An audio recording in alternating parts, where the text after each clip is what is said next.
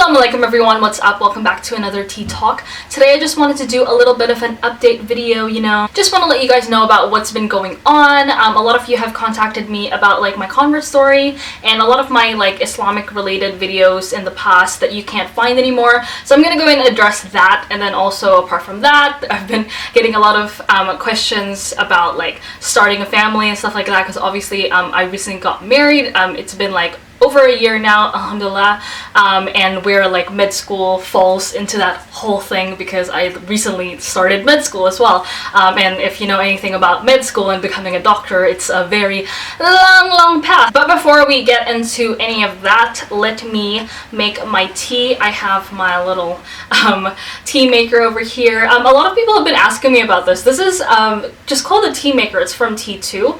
And I'm just going to get my cup. I still have the China jasmine tea that I was drinking in the last video that you guys saw, I think. It's really strong, so I've been able to make more than one cup, or quite a few cups with it actually. But yeah, it's really nice. It's just green tea and jasmine tea. Alright guys, so let's get started with this video. So I want to address the whole YouTube thing first, because I've had a lot of you ladies DM me on Instagram asking me what happened to my conversion video, because you tried to find it and you can't find it anymore and things like that. And it's the same with a whole lot of other videos that's related to why I converted and things like that. This was a really tricky decision, just because alhamdulillah that it was beneficial for some of you guys, or that it inspired you guys or encouraged you guys and made you feel less alone, because obviously it's another revert coming out with why they decided to convert and all that kind of stuff. But for me, I think I made that video way too quick. It was just a few weeks into properly converting to Islam, and so some of my views in that video have remained. A majority of it have remained. Some of them has changed, and there were a lot of things that were better left unsaid, and I know that it hurt quite a few people in my life. And so whenever I see that video or get a comment on that video and it pops up, because I haven't watched it in years, or not years, but in 2 years pretty much. And so every time I get a notification from that video and that video pops up back in my life again, I don't know, it's just not a good feeling, and I didn't like feeling that way. And more so than that as well, the more I get older, the older I get, the more I want some stuff to be private as well. And there's nothing, I'm not ashamed of my conversion story at all. I think it's a very big part of me. Of course, it's what started my journey and things like that. I got quite emotional in that video as well, and in some of the other videos that I deleted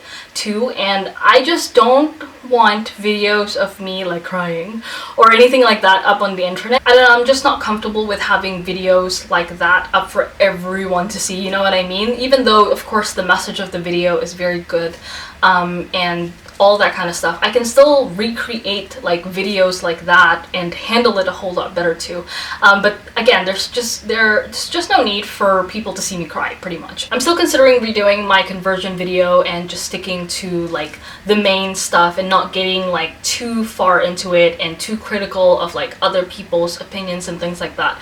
I want to focus on my story and let it be that, if you know what I mean. So that's pretty much the end of that. I hope that made sense. But yeah, it's a whole kind of a weird situation going on there, and the videos are actually not deleted. The videos are just privated so that only I can see it. If I choose to bring some of them back, I will, but for the conversion story itself, I think that will remain private. Now going into the whole thing about starting a family, when am I gonna start having kids, or where's my babies, because I've been married for a year now. I should have had a baby already and things like that. And then of course the whole med school thing, because obviously med is a very long road. So my pre-med was 4 years.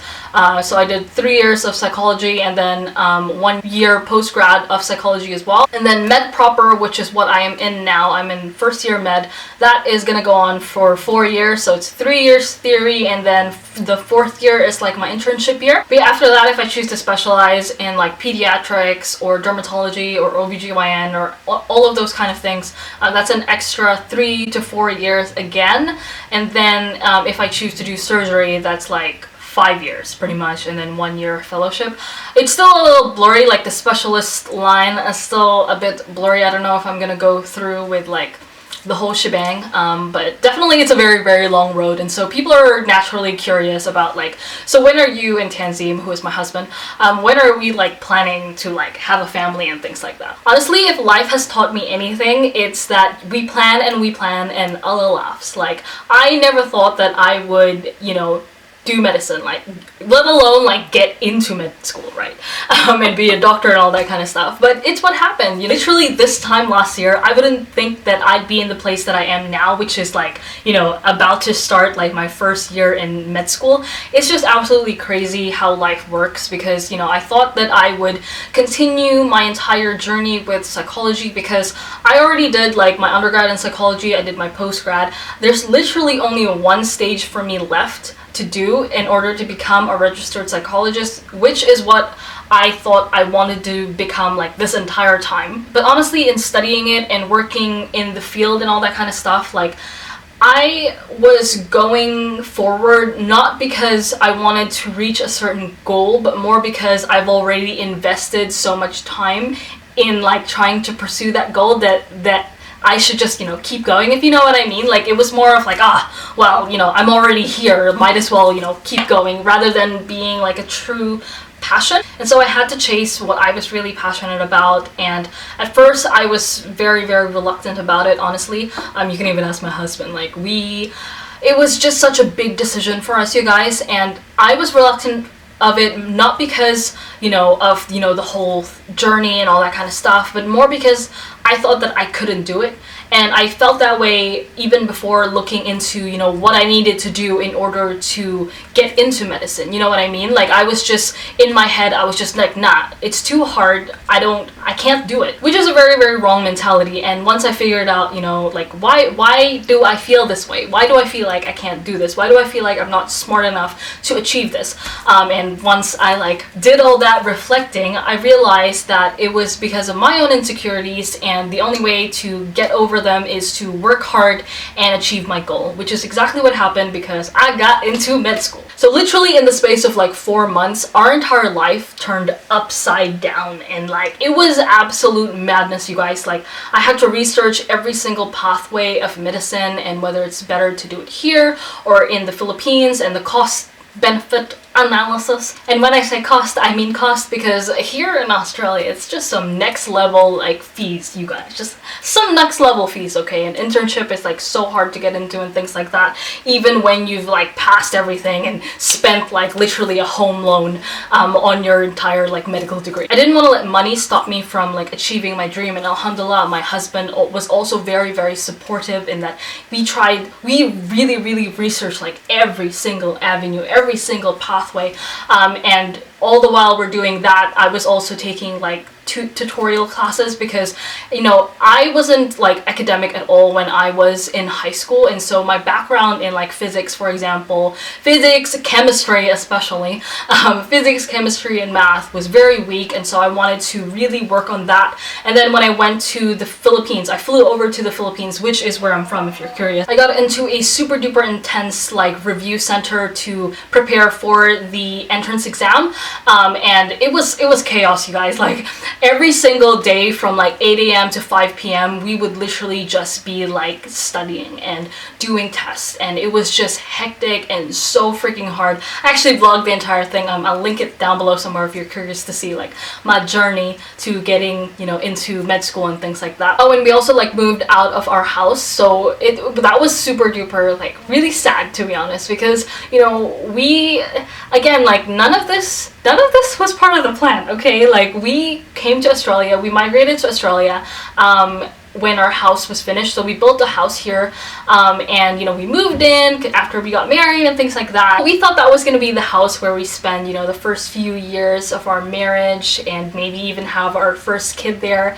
And then we left it after like 6 to 7 months, like literally packed everything up and left it and put it up for rent, because I saw no reason for like Tanzim to be apart from his family when I'm going to be studying in the Philippines. Like, he'll be alone and his family's in the same city, and that's just not how us Eastern people work. Like, if you're in the same city, goddamn, if you're in like the same country even, and you don't live at home with your family, like that's a really strange thing for us.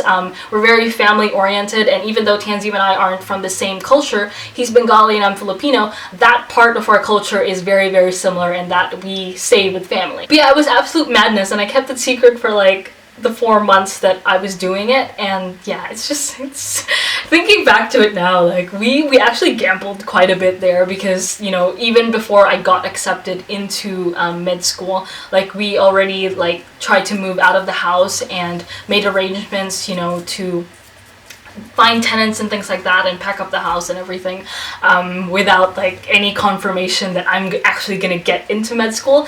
But it was also like a big motivator in that I had to like really work hard, because, you know, so much was on the line. But yeah, going back to the whole kids thing, like it's really funny because, you know, when you first get married and you like go to little gatherings with your like in-laws friends or your family's friends and things like that, like one of the first questions that people ask you is like, so when is the baby coming? And ever since people found out about the whole med school thing, like they stopped asking, because they knew that a baby is not coming for a while because of med school. But yeah, we're not planning to have any kids at the moment. Even prior to getting into the whole like med journey and things like that, we didn't want to have kids for a while. Like we just wanted a couple of years to ourselves, and, you know, once we reach closer to the age of like 30, then we'd consider like having children. So the timeline hasn't changed too drastically. Just now, especially if I specialize, the timeline would shift a little later, in that it won't be before 30. It'll be like a bit after 30. It's so funny because whenever I get into this topic, like people will try to like lecture me about, you know, how children are a blessing, and I shouldn't, you know, look at it in such a negative way. And I'm not looking at it in a negative way at all. I'm trying to look at it in the most practical way possible. You know, I just can't picture, you know, going through med school and also taking care of a baby. You know, my little sister, when my little sister was born, I was already like 12 years old. So I saw and I took part like very much in her like whole upbringing, and, you know, I changed her diapers, I bathed her, I took care of her, and all that kind of stuff. I know what it takes to like, you know, raise a little cute baby, and it's a lot of hard work, and I just don't think that I'm ready for it. Like, I think that I can't even take care of myself properly, so let alone like a baby. Like, I don't know. Plus I already have a big baby anyways. He's currently sitting on the couch right now playing FIFA with his cousin. But yeah, don't get me wrong, you guys, like I love kids. I absolutely love children, and inshallah I will have many children in the future. It's so funny, like ask my mom, you guys, like in my in my primary yearbook, you know, when in the yearbook you're meant to say like what you want to be when you grow up and things like that, and everyone was like, I want to be an astronaut, I want to be a doctor, I want to be like this and that. Mine was literally mom. I wanted to be a mom. I've always wanted to be a mom, you guys. So it's not that I don't like children at all. I love children. I think that they're super duper adorable. It's just that I don't want to have kids right now. Husband feels the exact same way, by the way, if you're curious. Like, he actually feels a little bit stronger, because sometimes I get in like my little motherly vibe thing, and that I'm just like, oh my god, I want a baby right now. It's usually when there's like a cute ass baby in the room, and I'm just like, oh my god, they are so cute, let's have one. But yeah, that's just me on a certain time of the month, if you know what I mean. But yeah, apart from that, there's just me moving to the Philippines, obviously, during the duration of my med proper, and then I'm just gonna be flying like back and forth like to Philippines, and then back here to Melbourne and to New Zealand as well, because my family's in New Zealand. I'm actually going to New Zealand next week, inshallah. I'm so excited for that, you guys. I haven't seen my family in like 6 months, and I've been dying to like hug Chelsea and my parents. I've seen my brothers, because my brothers come to Melbourne like back and forth quite often, especially Louise, like my little brother, like he comes here really often. But yeah, basically that is my little update. It was meant to be a little update, but I think I've sat here and like blabbered on for a very long time, so I'm really sorry for that, you guys. I hope that this video was helpful in some way, and that you guys enjoyed this whole little little update. And if you did, please don't forget to give me a big thumbs up and subscribe to my channel for more videos like this. Thank you guys so much for watching this tea talk, and I will see you in the next video. Bye guys!